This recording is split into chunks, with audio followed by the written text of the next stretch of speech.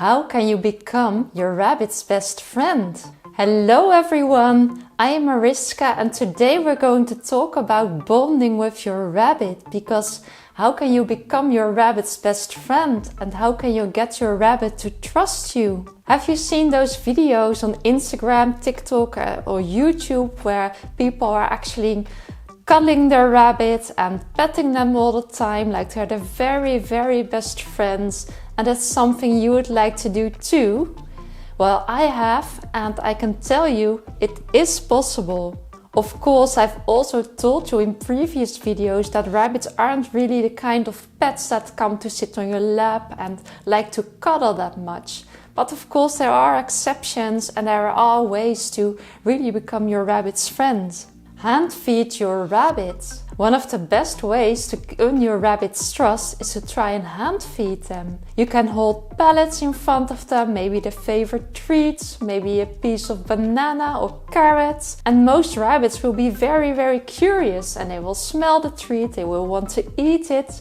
And sooner or later they will start associating you with food, something they love the most. So it won't take very long until they love you the most. This is something I've done with all of my rabbits, and it went very quickly after that, and I soon became the center of their lives. Get on the same level as your rabbit. Rabbits can be quite shy when they don't know you, so a very effective way for them to get to know you safely is when you go onto their own level. So when you, for instance, lie on the floor or sit on the floor, and then they can safely hop towards you and sniff at you and explore your body. When you're sitting or lying on the floor and aren't making any unexpected movements or noises, your rabbit will learn to trust you. He or she will learn that you are safe to be around. Most rabbits are very curious creatures, so when they have been watching you for a while, they will come towards you and start to find out, well, who are you? Who is this creature? Who is this person who has been feeding me those nice treats? You can even make a daily exercise of this. So each day you lie or sit on the floor, and when your rabbit is, trusting you a bit more, you can even build it up. Maybe you can start moving a little bit. Maybe you can let him or her sniff your hand. And that way you can safely build it up until you are even able to pet him. Respect your rabbit's boundaries. It is highly important to respect your rabbit's boundaries.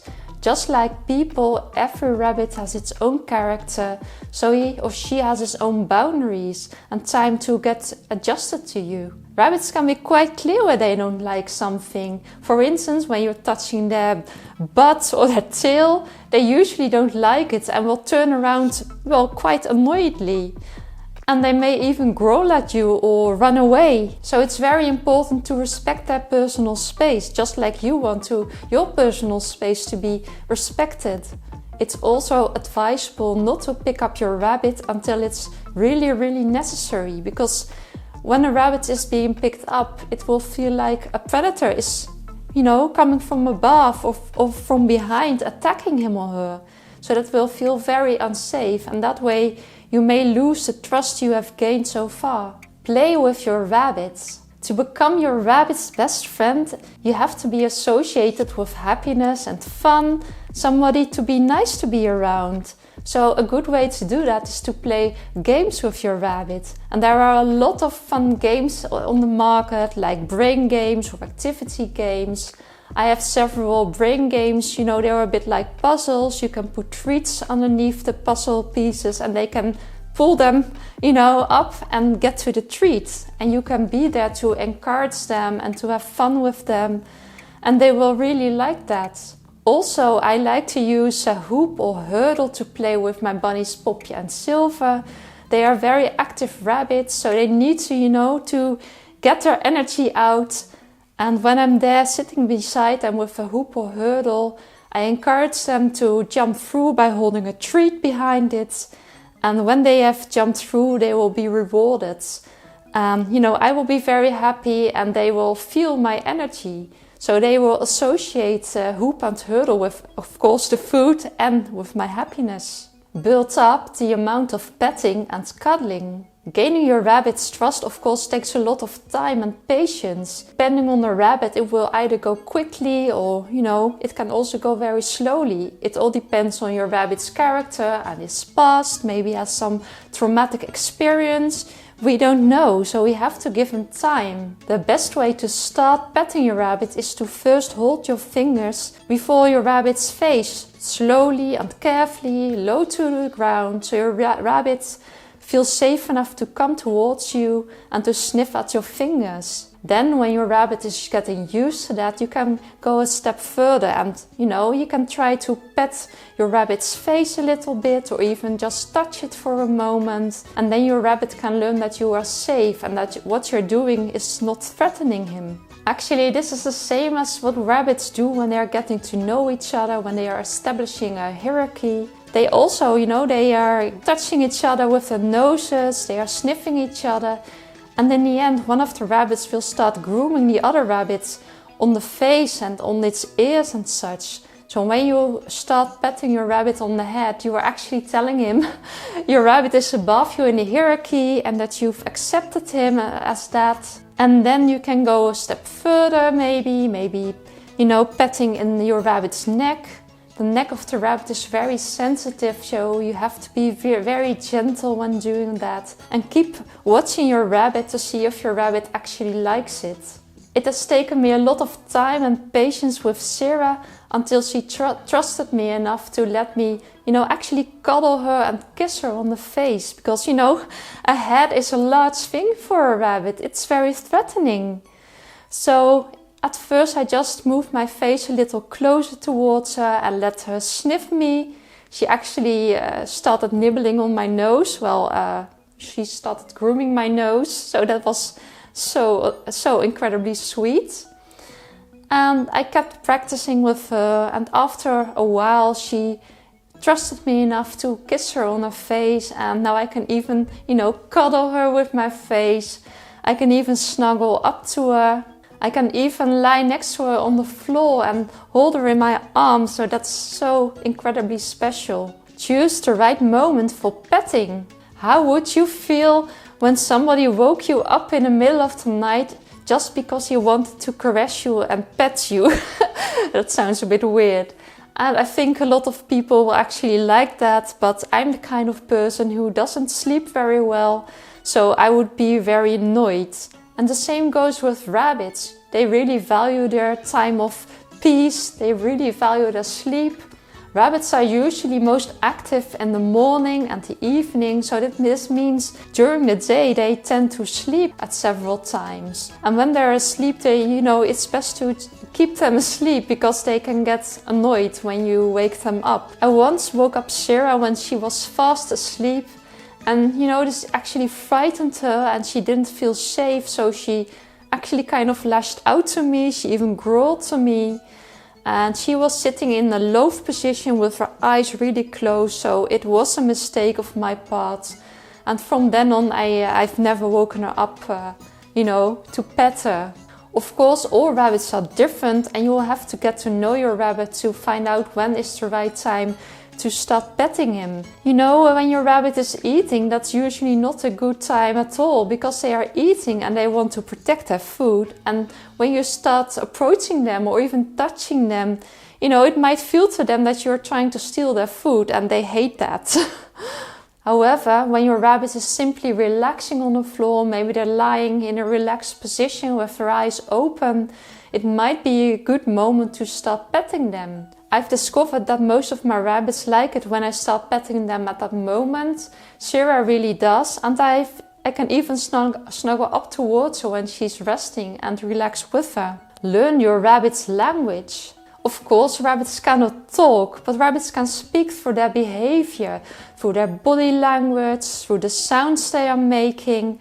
So it's very important to learn your rabbit's language because then you can actually communicate with him. When you are petting your bunny, he might start expressing his contentment by soft teeth grinding. So when it's soft and your rabbit, looks very relaxed and doesn't shy away from you, this is a good sign that your rabbit is content with what you're doing and he can even encourage you, to keep going. Your rabbit can also lower its head onto the floor or even push its head under your hand, and that's a very clear sign your rabbit wants to be petted. This is how rabbits communicate to each other as well.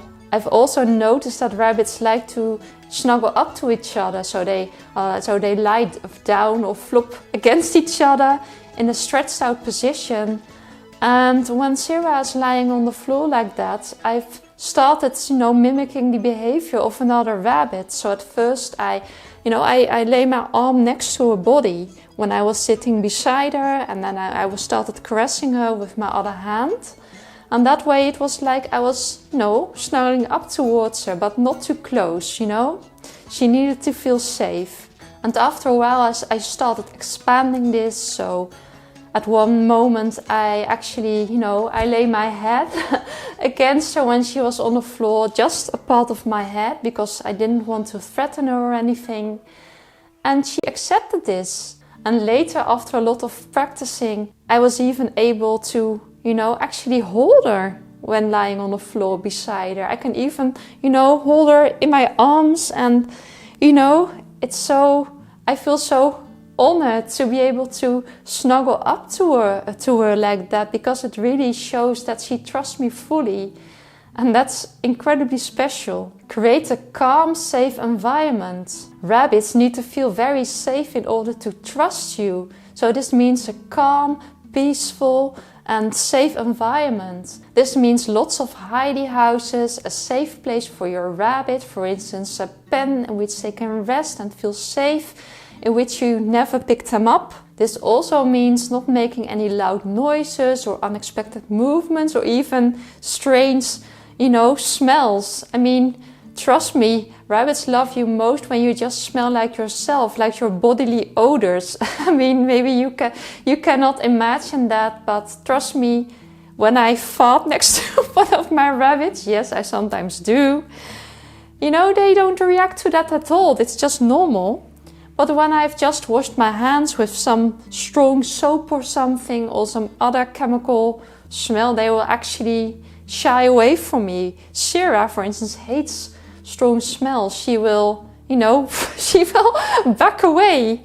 So, your rabbit loves natural things, so also natural smells. Apart from that, I've also noticed that my rabbits tend to mirror my mood. So whenever I'm feeling sad or upset or, grumpy or something, my rabbits, they feel that. They can really sense my energy and even mirror my energy.